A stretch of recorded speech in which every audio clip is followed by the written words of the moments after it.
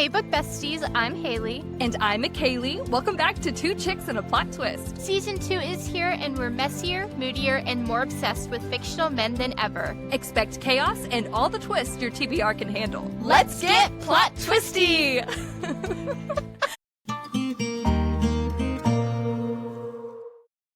Hey everyone, and welcome back to Two Chicks and a Plot Twist. I have been dying to cover these books, like truly dying. Today is finally the day that we step into the wizarding world, and I could not be more excited. Grab your wands, your house scarves, and maybe even a chocolate frog or two, because we're headed to Hogwarts. That's right! In this episode, we're diving into the first 3 books of the Harry Potter series, The Sorcerer's Stone, The Chamber of Secrets, and The Prisoner of Azkaban. And just a heads up, there will be spoilers ahead for all 3 of these books, so if you haven't read them yet, consider this your official warning from the Ministry of Magic. Yes, we're talking favorite characters, shocking reveals, and the plot twist that made us fall in love with the series or question everything we thought we knew. This episode is all about the beginning of the magic, so whether you're reliving the nostalgia or diving in for the first time, like myself, we've got you covered with thoughts, opinions, and probably some emotional damage. Get cozy, light a candle that smells just like the Gryffindor common room, and let's talk about the magic that started it all. This is Two Chicks and a Plot Twist, and today we solemnly swear that we are up to no good. Yeah! Oh my gosh. Well, I just got back from London. And, well, yeah, because I know, I she's do a that. well-traveled girl. And well, anyways, while I was in London, I got a chocolate frog. Oh, that's so fun. And I had always seen them, like, at Universal whenever we went, you know, Hogwarts, whatever, land. And inside, of course, there was the chocolate frog, which I ate. But there are these little cards, just like they are in the first movie. I had never gotten one of these before, but I made myself do it. And they are like the little shifty, like they change when you like move the card or move your head. I thought that was so cool. neat. So I was like, I need to pull them out, especially since you mentioned chocolate frogs. I was like, I have one. I have the tin anyway. Chocolate frog is already gone. He ran away. But yes. So we've talked about Harry Potter almost every episode. Yeah, all the time. I bring up Harry Potter. Harry Potter's like my whole personality guide. But to say, let's talk about the very beginning. How did you discover Harry Potter, Haley? Yeah, so I first read Harry Potter, I think I was in like 3rd grade. My dad had got me the series and we kind of started reading them together. And then ever since, I've just been super obsessed. I love the books, I love the movies. The Harry Potter series is kind of like my comfort movie also. So anytime I'm just lounging around the house or I want to clean or some type of thing here, I just have Harry Potter running in the background. There's just so much nostalgia in their Harry Potter series since I read it so long ago. It kind of brings me back to being so young and being back as a child reading it. So I'm so excited that McCayleigh is getting to feel that for the first time ever as an adult, and it must feel so differently. And I'm so jealous that you're reading it for the first time because I wish that I could go back and relive, you know, the scene where Quirrell is actually has Voldemort on the back of his head. Like, that's crazy. Yeah, no, I was shocked when I read that in the first book. Like, whoa. And I mean, I've watched, like, very briefly the Harry Potter movies, but, like, it's one of those things where you sit on the couch and it's playing while you're on your phone or doing work. So I might have already knew that was going to happen, but when it happened, like, clicked, like, oh, wait, oh my god, like, that's insane. So, yeah, my cousin, when I was little, I had a cousin who was always reading the thick Harry Potter books, and they were, like, old-looking, and he was into that, but I'd always seen the Harry Potter books lying around, but I knew there was like, oh, there's no romance, you know, so I didn't want to, like, get into it. Little tween me, just, like, I need, like, them to kiss, but, you know, so I had no, like, real interest in that, but it's always been around. I think anyone thinks Harry Potter, they think, or anyone thinks magic, then they think, oh, Harry Potter. Yeah. So it's kind of, like, hand in hand at this point. It's just become so well-known and widespread. Yeah. But now I'm reading them thanks to Yeah, Haley. I know. And I'm so happy. I'm excited about it. I want to get in, like, after this, I want to get into, like, the Fantastic Beasts and where to find them. Yes. And yes. what book was it in? It might have been in the 4th book. I'm reading the 6th right now. No. So you're reading the Half-Blood Prince, or did you Yes. just okay? Half-Blood Prince. I'm reading Half-Blood Prince, and but the one before that, God, all Order the of the Phoenix. yes, these books, God, There's so many. there's Yeah. so many, and keeping up with the names, like I don't even remember what book I'm on anymore. But they mentioned Fantastic Beasts and where to find them It's like one of their in the Order books. of the Phoenix. Yeah, it was one of their books, and I was like, Yeah. oh my God, it's a real book. It's not just I the name of the know. movie that they I just came have up with. like somewhere up here, and like that little red box up there. I have like certain like the Fantastic Beasts is up there, and then like two more books is up there that you don't know about, but they'll come eventually. But I have a couple up there, Oh. so I'm so excited to talk about this with Oh my you. God.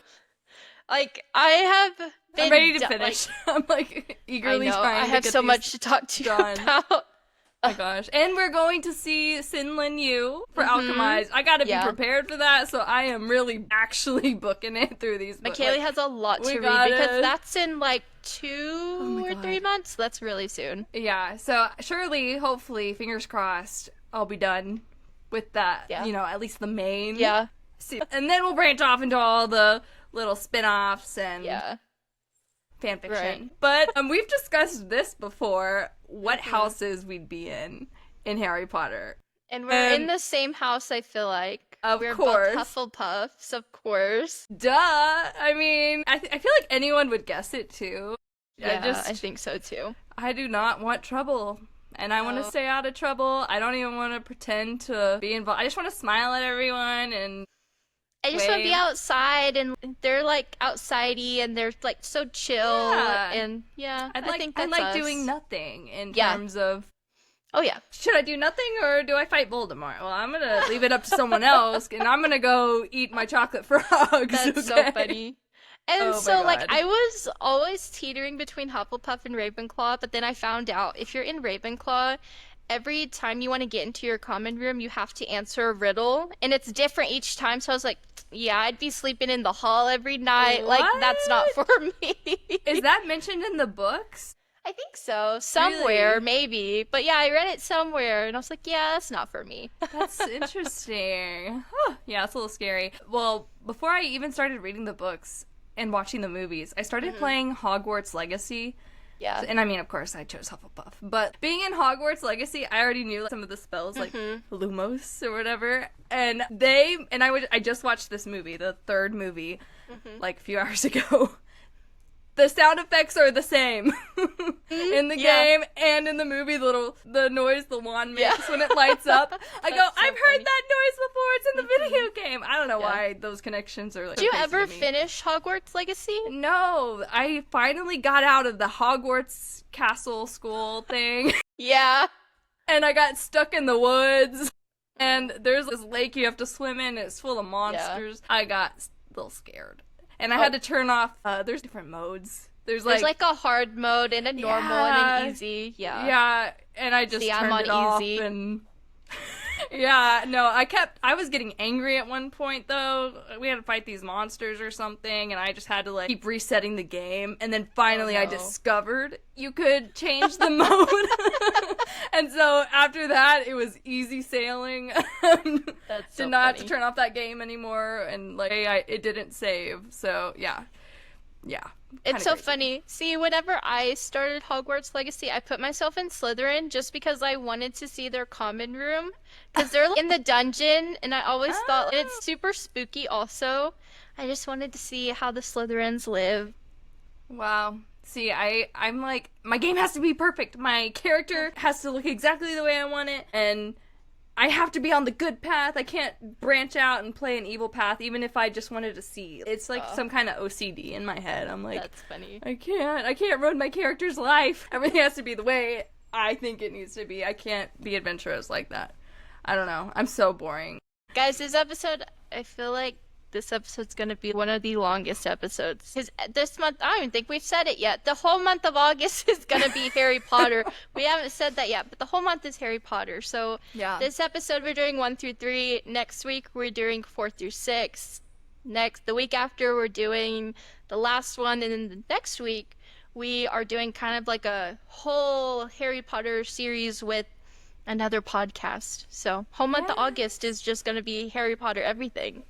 It is, and we are very excited. I'm very excited. I am on a time crunch. I gotta get these books in. Oh my god. But we're gonna do it.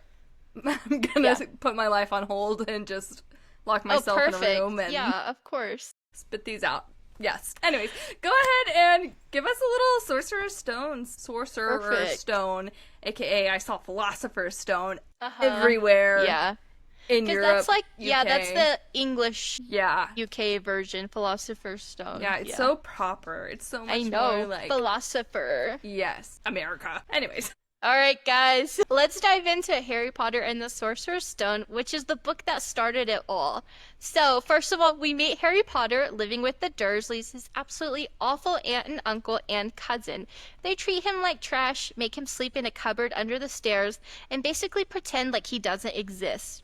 But everything changes when right around his 11th birthday, he starts getting these mysterious letters addressed to him, and the Dursleys freak out. Like full-on chaos. They do everything to keep the letters from him, including literally moving to a shack on a rock in the middle of nowhere, and then boom, Hagrid shows up, breaks the door down, and tells Harry the iconic line, "You're a wizard, Harry."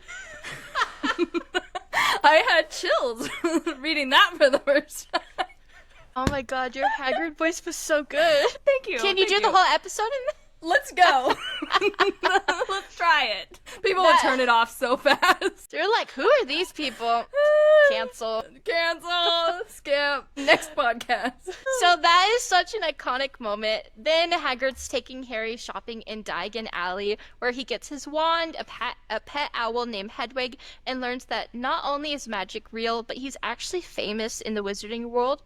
Everyone knows him and his name because he is the boy who lived, which is the only person to ever survive a killing curse from the dark wizard Voldemort, who mysteriously vanished after the attack. Harry, of course, had no idea that any of this has happened. Then he heads off to Hogwarts, and it's just the most magical thing ever. The train, the castle, the sorting hat. He ends up in Gryffindor house and becomes best friends with Ron and Hermione. And honestly, their friendship is just so pure from the beginning, and I loved how quickly you see the dynamic between the trio form. Yes. Meanwhile, we get introduced to all the Hogwarts basics. Classes like potions, charms, and transfiguration, weird but lovable teachers, and of course, Quidditch, where Harry becomes the youngest seeker in a century. He's literally flying around chasing a tiny golden ball and almost dies in his first game. Welcome to Hogwarts. But soon, the plot thickens. The trio starts noticing something sketchy is going on. There's this mysterious package from Gringotts being protected at the school. There's a three-headed dog named Fluffy guarding a trapdoor on the 3rd floor, and they learn about the Sorcerer's Stone, which can grant immortality. All signs point to Professor Snape being the villain. He's shady, hates Harry for no apparent reason, and keeps acting super suspicious. But of course, it's just not that simple. Harry, Ron, and Hermione decide to investigate on their own and end up sneaking past Fluffy and going through a series of magical challenges to get to the stone. And this part was so fun to read. They face Devil's Snare, catch a flying key, Ron sacrifices himself during a literal life-size game of wizard chess, Hermione solves a logic puzzle, and then Harry goes on alone to find, not Snape, but Professor Quirrell. Total twist. I did not see that coming. Have you seen the TikTok sound where it's like, he's going to sacrifice himself? You've never heard? It's from the movie. No, I don't. Harry's like, no, don't do it. And Hermione's like, what is it? And he's like, he's going to sacrifice himself. Okay, well, I'll have to find it later. You have to find it. Oh no. Okay. Turns out, guys, Quirrell has been working with Voldemort the entire time. Like, he's literally sharing a body with him. Voldemort is living on the back of his head under a turban. That image haunted me as a kid. I was so scared. So Harry ends up stopping him from getting the stone, which ends up magically being protected, so only someone who doesn't want to use it can actually find it. And then Harry passes out for a few days, just because of course he does. It's Harry Potter. Right, no, as I've been reading further into the series, he does this probably every book. Oh Harry my just gosh. like blacks out for a couple days every Yeah, book. J.K. Rowling's like, okay, how do we get to the next scene and make it Blackout. realistic? Blackout for a few days. Oh my god. But, Dumbledore explains everything afterward, including that Harry's mother's love is what protected him from Voldemort's curse all those years ago. So it's really emotional, and then Gryffindor wins the House Cup in a very dramatic fashion, thanks to some last-minute points Dumbledore throws their way. Classic. It is such a feel-good ending. Harry goes back to the Dursleys for the summer, but now he knows who he truly is and that he has a place where he truly belongs. Hogwarts is his new home. I love how it wraps up while still hinting that this is just the beginning of something even bigger. So, McKayleigh, what was your favorite moment from the first book? Yeah, so I loved seeing Gringotts specifically for the first time. Yeah. And I think what really made me even like it more was in London, when we went to the Harry Potter Museum, we actually went into the bank. That's and so they cool. had animatronic little goblins. Mm-hmm. So I look at the movie now and think of the book, and then we're actually walking through it. I'm like, whoa, what in the world? But then also, I feel like Gringotts is just where, like, my Harry Potter everything kind of started, because in Hogwarts Legacy, that is the opening to the game. Everything comes back to Hogwarts Legacy. Yes, like, actually, my Harry Potter didn't start with the books or the movies, it started with the game. But yeah, the mine train thing, you're in the mine cart, and you're going, and Gringotts in the Hogwarts Legacy game, that was like, so that just, like, really sticks with me. When I think of the first book, that's, like, the first thing that comes to my head, not even the guy's ugly face on the back of his head. So I'm gonna go with Gringotts, but what about you? Mine is the wizard chess scene. He's going to sacrifice himself because Ron does step up. He sacrifices himself so Harry can move forward. Ron is 11 at the time of that book, and he is already just so brave. It just goes to show that he is in the house that he truly belongs in Gryffindor, where you're supposed to be brave. I don't know, just the whole scene whenever I was a kid, it just gave me chills, and even now as I reread it and watch it now, it just gives me chills. It's so good. Ron is such a selfless character, and I love him so much. Aww. Love. Oh my god, there you go. You have to and leave. Cute. Yay! Okay, well, leading into that, first impressions of Harry, Ron, and Hermione. Would you count your chess match as a first impression, or are we taking it back earlier? Yeah, I guess we take it back earlier. Yeah, I think that in this little golden trio that they have, everyone kind of brings something different to the table, and it just works for them as a group. Harry is, obviously the center of everything, but he's just so humble and figuring things out as he goes, which makes it really easy to root for him. Ron is hilarious, brave, and just super loyal to the core, and I love Hermione so much. I've always seen a little bit of myself in her. She is just book smart and a little bit bossy, but she always has the best intentions. And as the story progresses and as we get deeper into the books, you just kind of see her bravery shine through a little bit more, and I just connect with her right away. But I love them all so much. What about you? Yeah, I mean, I really like the kids, of course. They're our main I'm trio. reading your notes. Don't read ahead. Quit reading ahead. Sorry. So I do find Ron a bit annoying, but it's okay. And they're kids. Knife to the heart. Oh my god. Which I feel like I also said this before. I don't know. And Harry, then you were like. Oh my god. I need to turn off my notes from you. Oh my god. But I don't know. I don't know why Ron isn't like really clicking, but I mean, they're kids. I have to remind myself. I don't know. Yeah. But Harry can be selfish sometimes, but like in the books, we really see it more so than the movies. Just because we can see his inner dialogue like later in the books. I don't remember which, might be number 4. I don't remember. But later in the books, he's like jealous of them getting prefect or something, or head boy and girl. Yeah. Well, he's like jealous and not happy for them. I'm like, oh, that makes me so mad. You kind of see that theme in these characters from the beginning, like in Harry at least. But again, kid mentality thing. But I did see this one thing online, and it was really kind of insightful to the character development about how J.K. Rowling introduces the characters, not only to the reader, but to other characters. So when Harry is introduced to everyone for the first time, he never introduces himself. And I'm like, oh, this is such a good catch. Because everyone goes, this is Harry Potter, or this is Harry. Oh, wow. Everyone already knows him. He never introduces himself, not because people are just doing it first, but because he doesn't care. Yeah. You know, he's like, yeah, I'm Harry Potter. What do you mean? You already know me? Okay. And then Hermione, she would tell you everything that you'd need to know and then go, oh, by the way, I'm Hermione Granger. Oh, because she's I've never like noticed intelligent. that. Yeah, she'd tell you all this information because she's so book smart. She has all these things Aw. to say. And then, oh yeah, I'm Hermione. And then Draco, I forgot what Ron's was. Sorry, Ron. But Draco, he goes, Malfoy, Draco Malfoy. And he's like, oh, my last name is so important because of the prestige of my family. So Yeah. the way the characters, I'm just like, oh, that is like so That's good. so smart. Like, Yeah. how do people think like that? That's crazy. I know. But that was our main trio. Who was your favorite side character?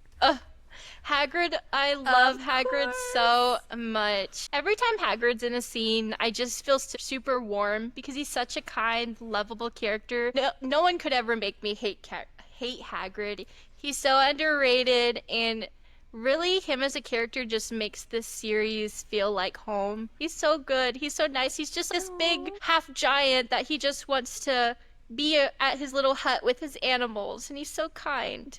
Yeah, a gentle giant. He's like Yes. living everyone wants to live his life. Just Oh, be yeah. surrounded with all these animals all the time in your Yeah. little cottage. Like, of course. But yeah, same. Hagrid. What other side character could possibly beat him in terms of favoritism? He's the perfect lovable side character. And then I saw a clip of the actor who portrays Hagrid, Robbie Coltrane. He had this cute little message. He was probably being interviewed. If I find the video, I'll put it in. But he's explaining about even after he's gone, Hagrid will always exist. Oh, that's so sweet. It Oh was my like, gosh. my eyes are stinging. Wait. Yeah. But it is so, so sweet. Yeah. What would you say, what part of the magical world was the most exciting to you? I think for me, it's pretty much a tie between Hogwarts and Diagon Alley. Diagon Alley is so cool because it's just this little magical spot that's nestled within the streets of London. It's so cool. It's got these really cool shops, like wand shops. It's got broomsticks, all these magical creatures there. Also, Hogwarts. Hogwarts is just like my dream. What do you mean I can just go to a magic school? Like, that is so, so crazy. I love within Hogwarts, there's the talking paintings, there's ghosts there, the common rooms. It's so cozy and mysterious. There's so many parts of Hogwarts that have been not explored yet. So it's just such a magical place. I can't pick, but it's between those two. What about you? Universal did a really good job at like capturing, Hogsmeade. Yeah, it's Hogsmeade, isn't it? The town. Yeah. Yeah. It's so real. Also in Edinburgh, in Scotland, they basically recreated, or I guess J.K. Rowling took inspo from Edinburgh and put it in Hogsmeade, Diagon Alley, whatever. I don't know. I don't remember. That's so cool. That they painted, like the buildings are painted, and they have Harry Potter stores lined up on this one street, and they'd film there really often. Almost every day there's like filming somewhere in some part of the city. And different films too, which was, whoa, that's cool. But in terms of like magical, most exciting part of the whole world here, I would also have to say the creatures. Just because I'm a huge Avatar The Last Airbender fan also, and their animals, I don't know, have you seen Avatar The Last Airbender? Okay. Yeah. They have weird animals also. Granted, they're not magical like these are, but it's just so creative to see these animal mashups, like a hippogriff, like what? And even Professor Lepin's, is that his name? Professor Lepin? Lupin? Lupin. Oh, I was like, who? I just watched this movie. I saw his like werewolf form, and it's strange. Like when you think werewolf, I do not think that werewolf. He's whatever. so lanky, Yeah. and his legs kind of look like a kangaroo's, honestly. Like, they're so long. Yeah. So I mean, there's just all these weird creatures, and even Yeah. the bad creatures, like giant spiders that Yeah. talk. I'm like, ah. So yeah. That's why I'm excited for Fantastic Beasts and where to find them. Yeah. I've seen previews and trailers, but I've It's never sat and good. watched that movie either. The But- movies are really good. I want to dive in. They're so good. So, before we get into the next one, Chamber of Secrets, just to kind of wrap up this first book, how did it feel seeing Harry go from being at the Dursleys, being neglected, kind of being like their slave there? He's forced to do everything, he's not treated that well, to being in Hogwarts and being seen and celebrated. Everyone knows who he is. Well, I will say when I finished this book, I was teary-eyed a little bit. And then it punches you in the gut. Oh, he has to go back. Is no one really going to take this poor kid in? They're just, no, he's so miserable, and they just, okay, back to the streets, you know? When you finish the series, you will know why. Well, they did mention that there was some kind of protection spell. Like, there's more. I'm excited. I just need you to finish. I have so much I want to talk about. Oh my god. Well, there better be a good reason because he's suffering out here. I know. Poor kid. But yeah, child abuse is what's going on here, and it's really sad. But it made me happy that he found this found family, and he just finally had a place he belonged. And, you know, teachers even, not even just like classmates, but teachers and adult figures that are also looking out for him now because he never had that. So that was really poor sad. Harry. Yeah. But Hogwarts is his home now. Yeah. So. And that's like the very last chapter. Him and Hagrid are on the platform going back to London. And he's like, I'm not going back. This Hogwarts is my home, or something like that. It's so good. It's so sad. Oh, Harry. Poor Harry. I know. What about you? It's just so emotional in the best way. After everything that Harry's endured at the Dursleys' house, he finally gets to feel like he belongs somewhere there at Hogwarts. And I think that's really a big part of why people connect with his story, because everyone wants to feel chosen, seen, and accepted for who they really are. Oh, Harry. Put a bow on it. I know. And when they won their little house cup, it was so cute. Yeah. Just because I'm like, oh, he's letting them. Dumbledore with the extra waterworks. points. Oh yeah. Oh yeah. Okay. All right, guys.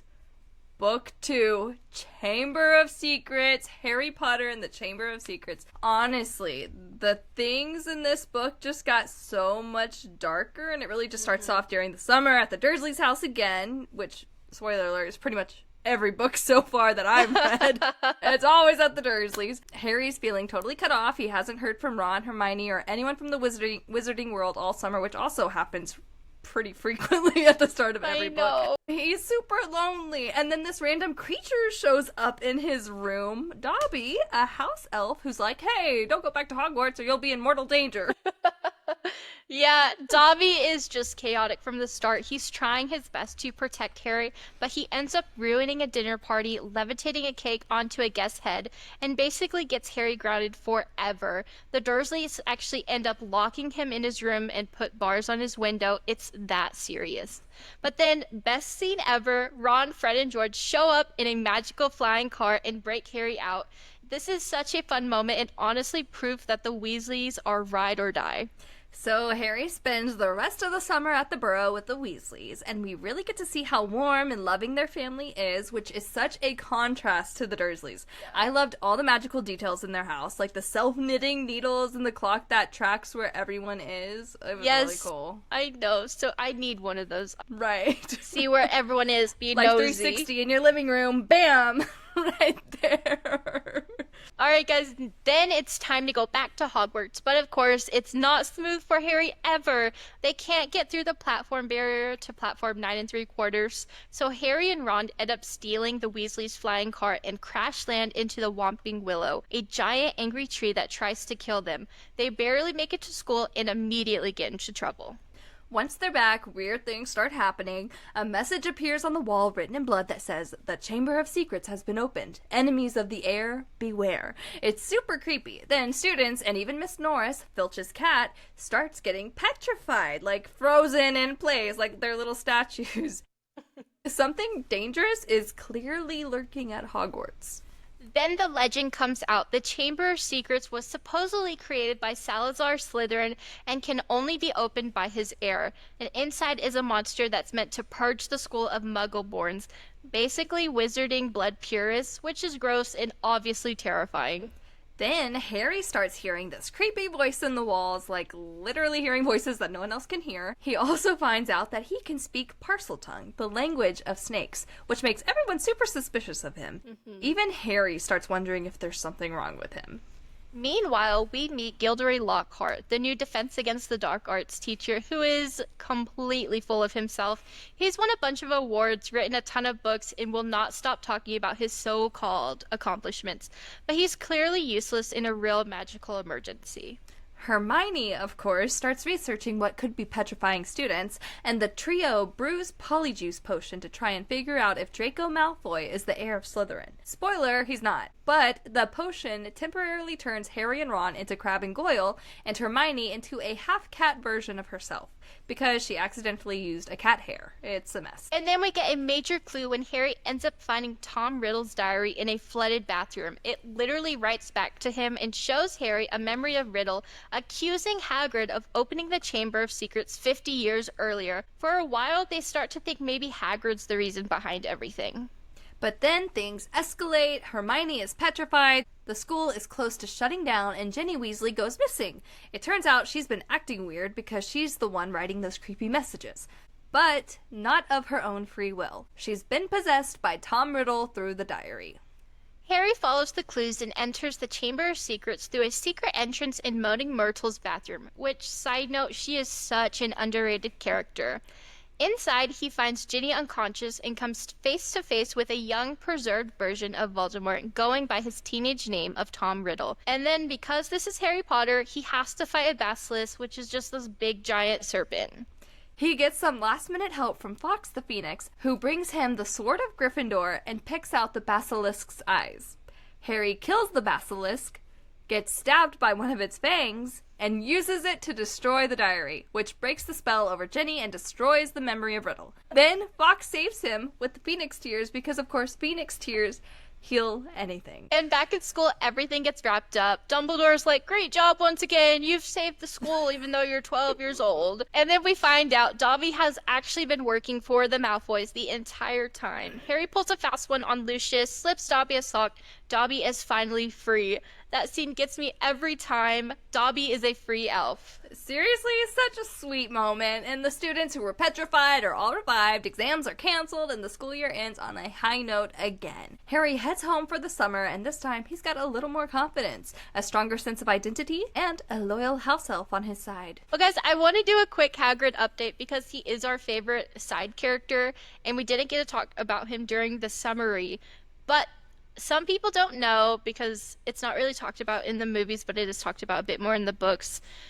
The Minister of Magic comes, and they think that it's Hagrid who's done this. Lucius Malfoy is kind of like, yeah, you gotta arrest him. So they end up actually taking him to Azkaban, which we'll talk about here in a minute about the prison of Azkaban. But Hagrid gets taken there, and he's there with the Dementors, and I feel so bad for him. But he ends up coming back to Hogwarts, and you see during the movie, he comes back, and the whole trio looks at him and goes and runs to him. It's such a cute little moment. My poor little Hagrid, he had to spend time in Azkaban. It's so sad. Just the sweetest guy, and you put him there? No! That is so sad. I know. Oh. But what was your favorite moment in Chamber of Secrets? My favorite one is when Harry is fighting to kill the basilisk in the chamber itself. The whole scene is super intense. You have to remember that these kids are only 12 years old, and he's fighting against a huge snake. It's crazy, and he has the courage to do it, which just goes to show he's in the right house. He's in Gryffindor. I also love when Forks shows up with the sorting hat and gives Harry the Sword of Gryffindor. It's such a powerful moment. It just shows Harry's so brave, and he's willing to do anything to save someone, and he ends up saving Ginny. Aww. So cute. Yeah, I also had said the basilisk part, but the more I think about it, and especially after we just mentioned it, I don't know, I'm really liking that Dobby got his sock. Yeah, that is a really good moment. So, I don't know, I think I'm gonna have to pick that, because the basilisk, that scene was actually stressful. So I don't know if scary. I could call it my favorite moment. I mean, Harry is like running through the pipes, the tubes, and the thing is like crashing through. That's terrifying. No, I will be Hufflepuff for life. No, thank you. Well, going back to Ginny, we know in this book, this is her first time at Hogwarts, and we know that she's playing such a bigger role in this book. How do you feel about her story and how it was handled? Yeah, I wish we would have gotten to see her a little more. I mean, I feel like there's so much happening in these books and there's so many characters. It's hard to put them all in Yeah. and give them all the time and page time and screen time they all deserve. But it made sense because we were like, oh, it's a mystery. Because if she did have too much screen time, then it's like, well, our options are kind of like narrowing down. Yeah. This isn't the first Harry Potter book, so we gotta like each book is a mystery. You know, we're already knowing if there's gonna be some kind of plot twist, like oh, it's this person, or it's gonna be the dark arts teacher because it's always the dark arts teacher. So he's always Crazy. the bad guy. I know. Or something's happening, but. What about you? What did you think about Ginny in this? Yeah, the exact same. You know, I do, like you, I have mixed feelings about it. On one hand, she's so intense. She's being manipulated by Voldemort throughout the diary.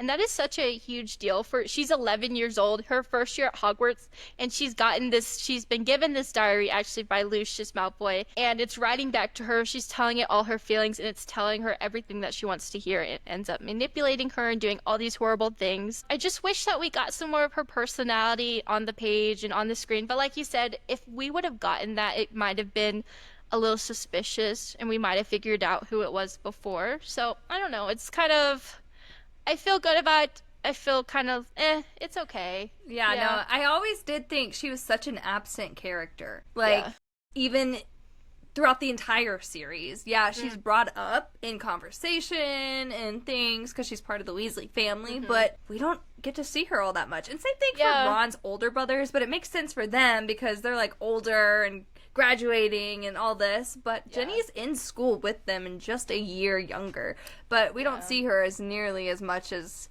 I would think we should.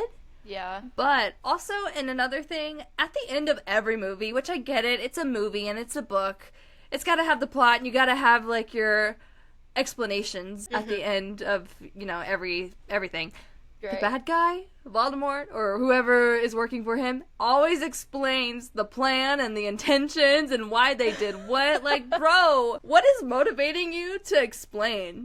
Yeah. Because no one's holding, like, I mean, maybe a wand to your head, like, explain, but they aren't in these movies. They're just like, well, I'm so smart, and I left the diary for her to grab in hopes that she would tell you this and this, and I'm like, oh, it just worked out for you, okay, but now you're, like, letting everything out, so next time... I never thought about that, but that's next crazy. time you try...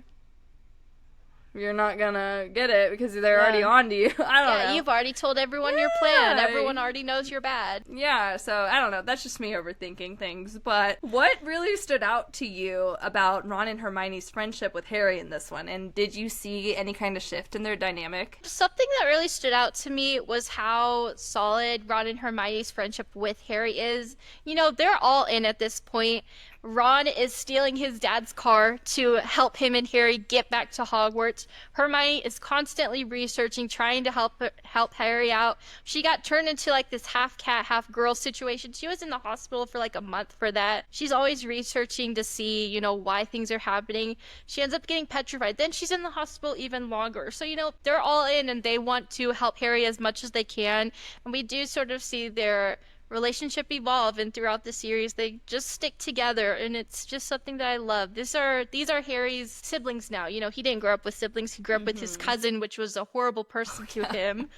So now he has these friends who are basically best friends and siblings to him, and I love that so much for him. Yeah, they're definitely all in, no questions asked, and you can really tell they've gone from, hey, we're friends at school, to I'd fight a giant snake for you level of friendship. Right. And I really love that, and it definitely felt like the moment that their bond really started to shift into something deeper is, it's now chosen family vibes, is really what it is. So it just makes it all that much better, because they weren't like, oh, we're forced to be siblings either. Like, they're choosing to be pals.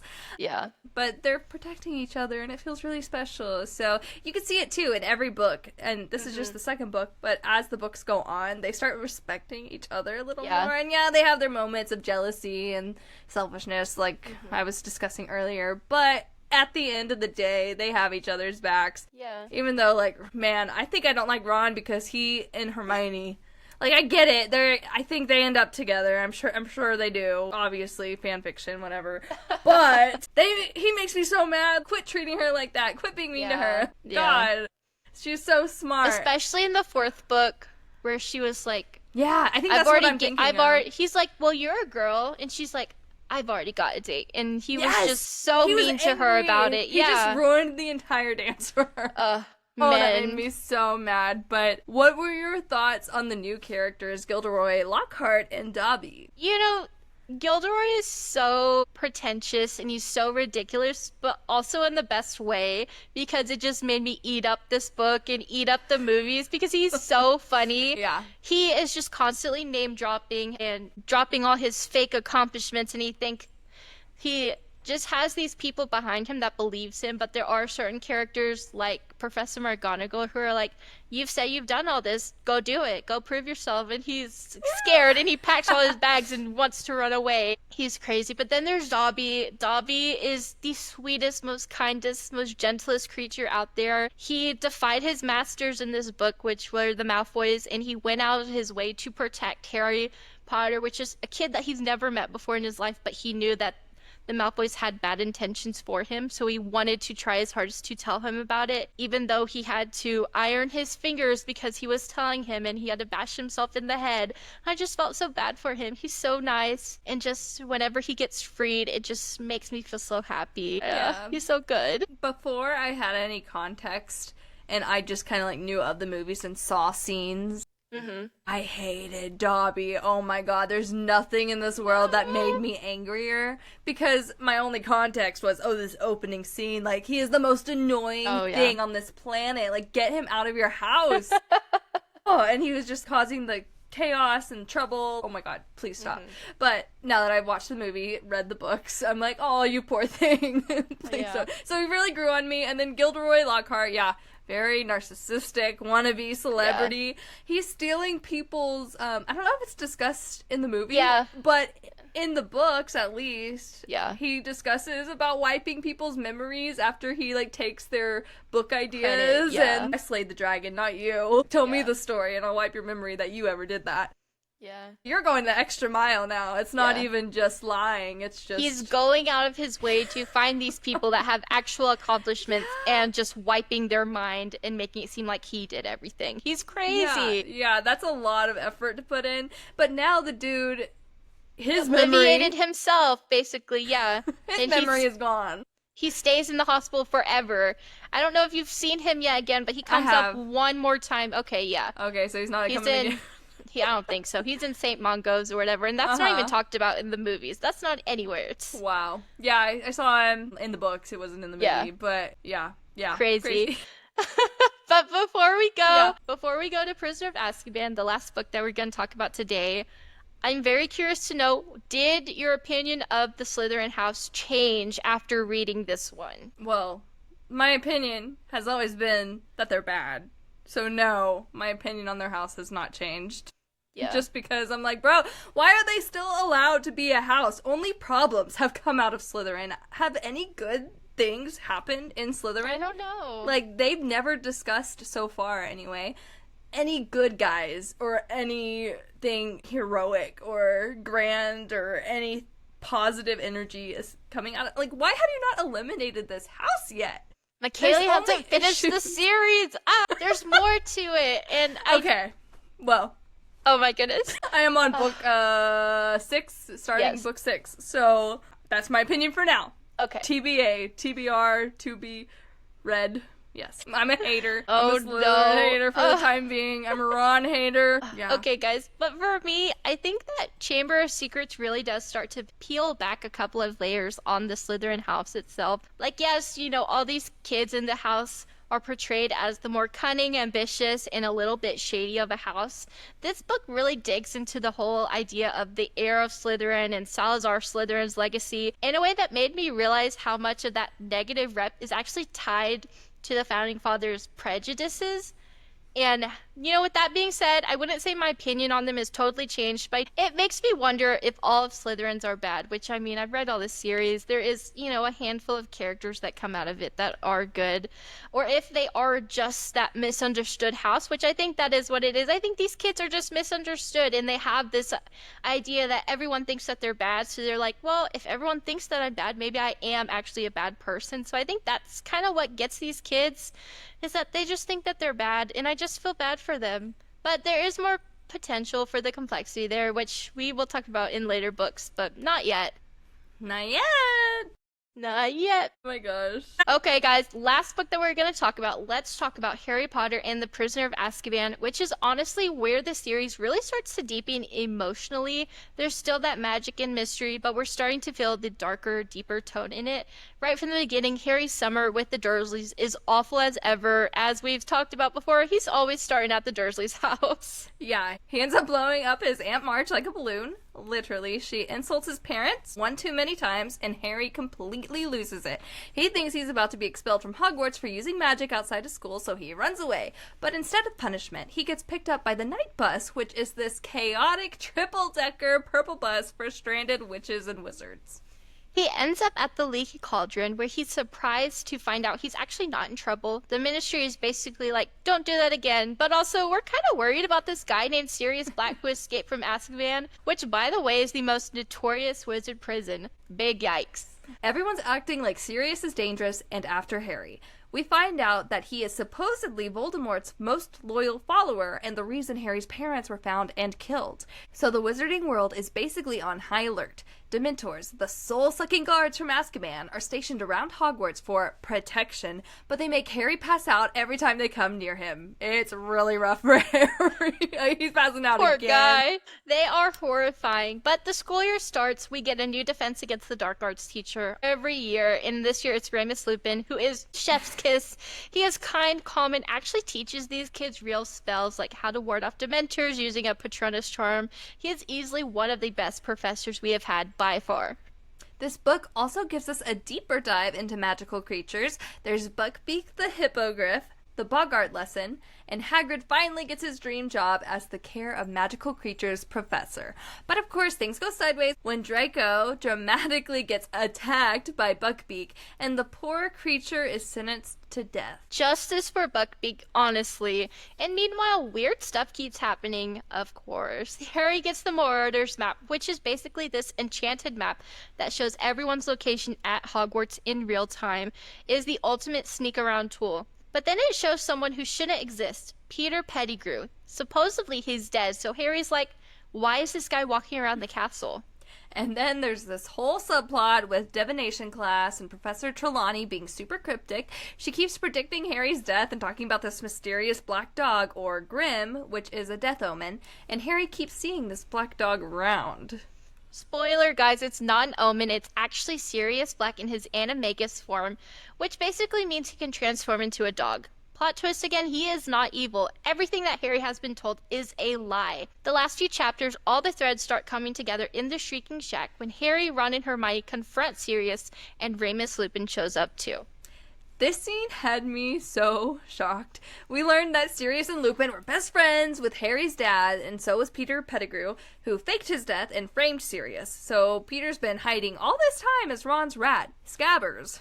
Yeah, very disturbing. Like this guy has literally been living with him for years. Ugh.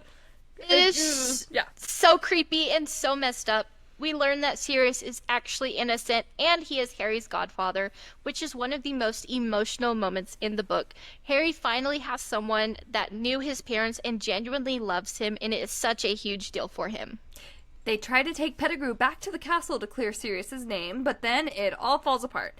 The full moon rises, Lupin transforms into a werewolf, and Pettigrew escapes in the chaos. So, once again, Sirius does not get justice. Then here comes another plot twist. The Time Turner comes in.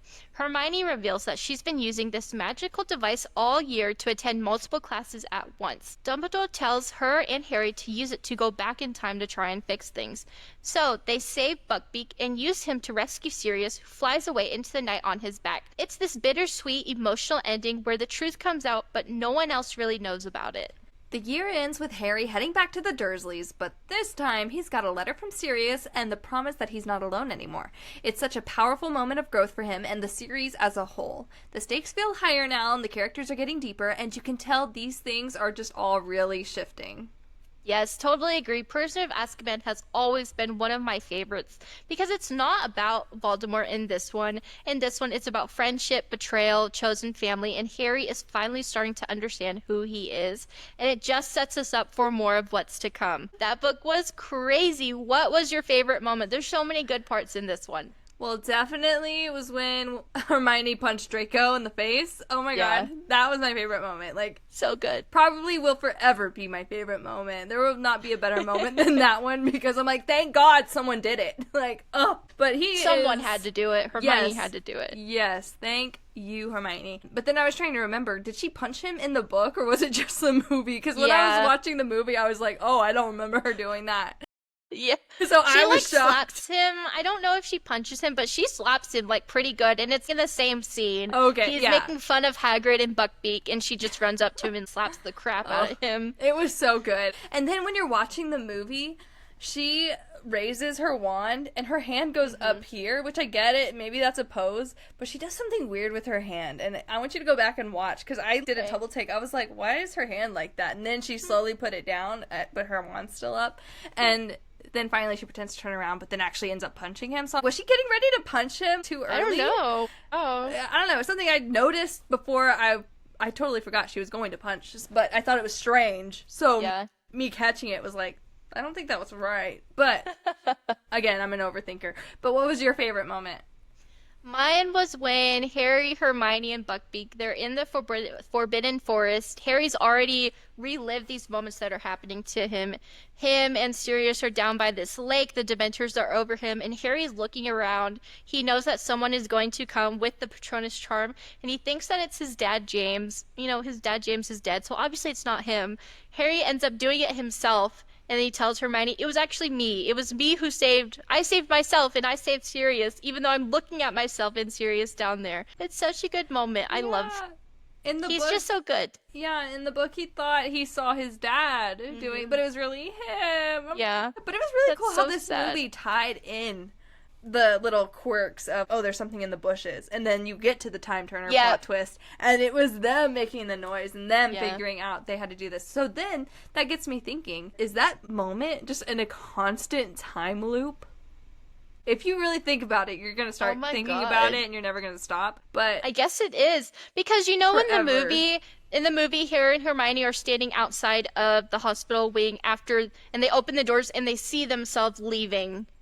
And then Ron is like, but you were right there, now you're over there. How Yeah. did that happen? So I'm sure it is. That's crazy. I think it is. So, very crazy. Wild.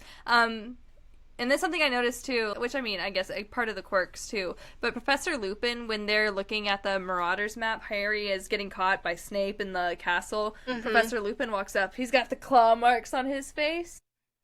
I've never noticed that. Well, I was thinking maybe I missed something, but when Sirius in his dog form and Professor Lupin at the end of the movie are fighting, Sirius gets him good in the face. Yeah. Well, then you look back, because when I watched the movie, I was like, we didn't see him get scratched. But then at the end of the movie, we see him get scratched. So I'm like, wait, how long was this time backward? How far in time did they go? So that was interesting. So they're in like this huge dark hallway in the castle when they're looking at the Marauders map in the movie. But very crazy. What did you think of Sirius Black when he was first introduced versus how you felt about him at the end? I was kind of scared of him, of course, Yeah. because whenever they show him and they show him on his little thing on the newspaper, I can't remember what it's called, the Yeah. Daily Prophet, and he's like screaming, like, I'm like, if you are innocent, why are you screaming and scaring the crap out of everybody? Yeah. So I definitely was like, oh yeah, this guy's definitely bad news. He's obviously working for Voldemort.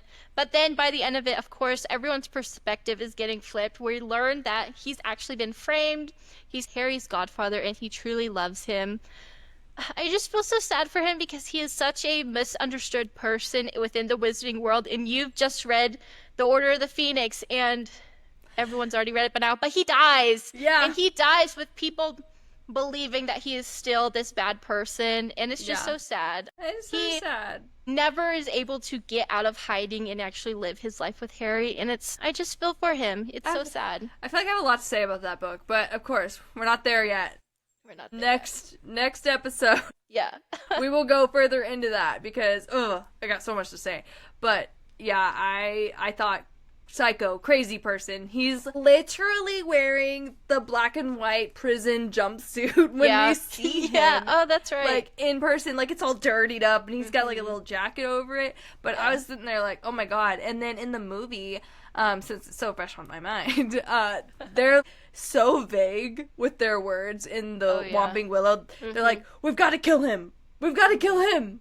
Him and Professor Lupin are going back and forth. And Hermione's like, you're gonna have to kill me first. Yeah, I'm like, Hermione, so brave. Right? And then, like, but I'm like, guys, you're scaring these kids. Do you not have enough self-awareness to be like, who are you killing? Because Harry is right there, and so is Ron, so, like, him. So, yeah, the rat, big ick. But, yeah, Sirius, terrible. He definitely turned into someone I really liked, and I feel like he missed out on so much life. Yeah, he like, did. At least in later, I guess, in the next book, and so it made me sad. Because I feel like he was trying to live his life now, but yeah. R.I.P. Sirius. We'll talk about you later. Yep. But going back to the rat, what were your initial thoughts when you read that Scabbers is Peter Pettigrew? I think you texted me and you were like, this rat is a person? Like, what is happening? Yeah, like, I tried to remember. I could always picture some kind of rat man before I dove into the series. So maybe I've seen pictures or clips before of like this rat man in Harry Potter, but it never occurred to me that he was Ron's rat who transformed into a human. So that was like, what? How did she come up with this? How did J.K. Rowling come up with this? That's what I want to know. Did she always have this planned, or was just like, oh, let me write the next book?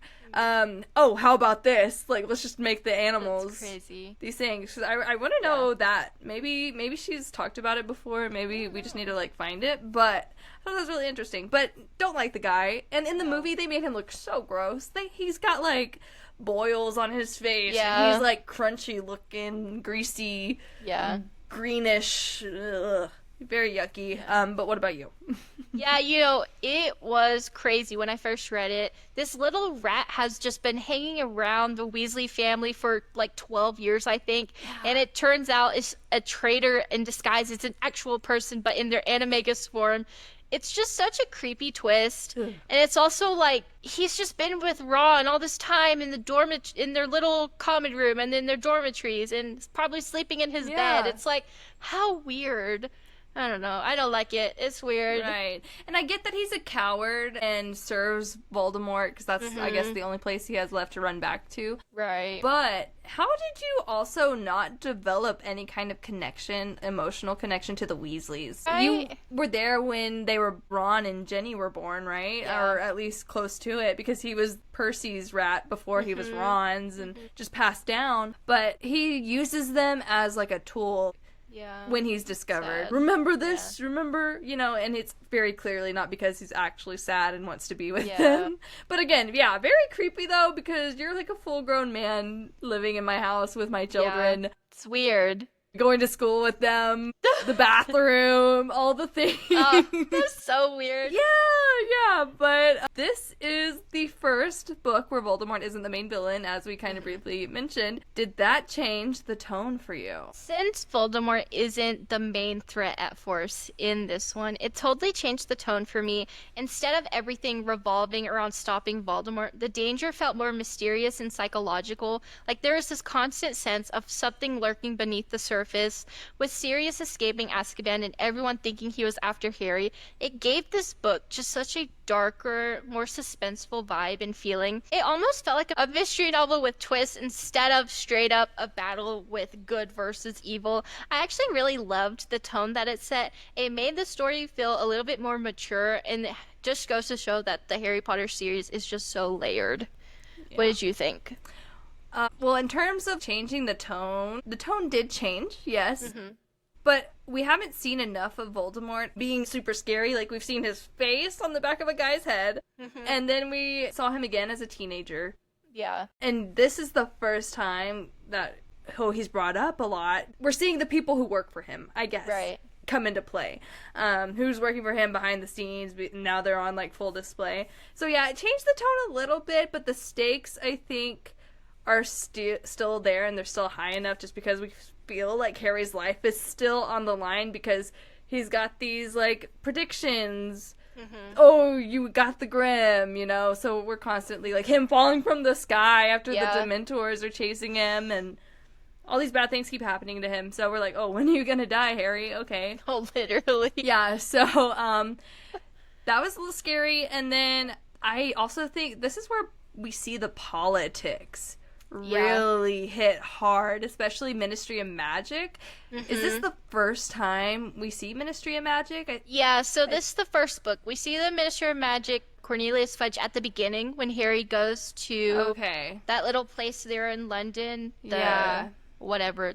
Something called it. I can't remember. After the night bus. Yeah, after the night bus that drops him off where he meets them. And then Fudge also comes back into Hogsmeade, and he's telling everyone about the Dementors that are coming in. The Ministry's going to put Dementors at every post and whatever. So yeah, this one kind of just shows again that there's more layers into Harry Potter, and it's J.K. Rowling has built such a interesting world that has these politics in it, and I think it's so cool. Yeah, as the kids are getting older, they're getting more involved in this stuff, and it's more than just good versus evil. It's now about who's in charge and who has the most power, whether you're good or bad, because I want it done this way or I want it done that way. There's too many factors, really, than just straight up black and white, good or bad. Yeah. But we're gonna go ahead and get into something a little fun. Let's talk Patronuses! I did not know what this was until I watched this movie or read this book. What did you think yours would be? Well, I've taken the quiz. I sound like... Okay. McCayleigh needs to go into Pottermore and create her profile and then get sorted and do all the things. But I've had a profile on there for a couple of years, and I had to log into it to see what mine was because I knew that I've taken the Patronus quiz on there. And it gave me a white stallion. And what it told me was that it kind of represents a kind of quiet strength, which is really how I see myself when I'm at my best. The white stallion is just strong and free, powerful and graceful. It's bold but also elegant at the same time. It's like, thank you, it's me. So now you need to take your quiz. Yeah, I do need to take that quiz because I definitely said, oh, I want mine to be a Shih Tzu. Can you imagine just like a Shih Tzu. Boom, power play, and then it's Leia running around, biting all the Dementors. She's going for their wrists or their ankles. But what I'm doing is I'm signing into the Pottermore thing right now. I used to have an account. I guess I still do, but I took the quiz when I was in high school, and just because my friends were doing it. I got Hufflepuff, but I remember that's the only quiz I ever took. I think I might have been a pick-me girl. Oh no, what'd you do? Back in high school, because I got Gryffindor, and I can tell you that is not it. I swear it was Hufflepuff. Oh no, guys. McCayleigh is brave and courageous and the girl that will fight Voldemort for us and save everybody. Thank you, McCayleigh. There's gonna be some issues along the way. You won't be able to find me. I'm going. My Patronus is apparently the Nebelung cat. Cute. A cat is cute. Affectionate ally. So, but, yeah. That house is wrong. All right, that wraps up our whirlwind tour of the first 3 Harry Potter books. I know we missed a crap ton, but I mean, there's so much to dig into in these stories. But we really just wanted to keep this episode as quick as we could. A breakdown episode and covering all 3 books in this episode even made it long, which, again, the next 3 will be in its own episode, and then we'll hopefully get to cover Deathly Hallows in its own episode, because, grand finale. If you are a huge Harry Potter fan like myself, or a first-time reader like McCayleigh, we hope that you enjoyed hanging out with us and reminiscing about all the magic, mystery, and friendship. Guys, if you like this episode, please take a second to rate us 5 stars wherever you listen. It really helps us out and just keeps the podcast going. Thank you guys so much for listening, and we can't wait to dive deeper into the series with you next time. All right, stay plot twisty. Bye.